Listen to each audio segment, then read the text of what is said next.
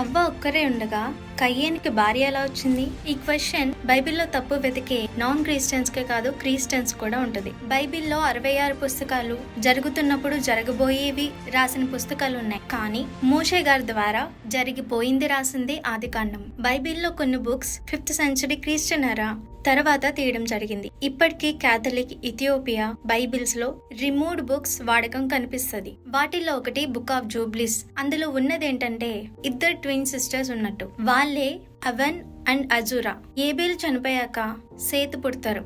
కయ్యేనేమో అవన్నీ పెళ్లి చేసుకుంటారు. వీళ్ళకి పుట్టిన కొడుకి ఈనాక్. సేత్ ఏమో అజూరాని పెళ్లి చేసుకుంటారు. తీసేసిన బుక్స్ ని అపాక్రిఫా అంటారు, అంటే దాచబడినవి అని అర్థం.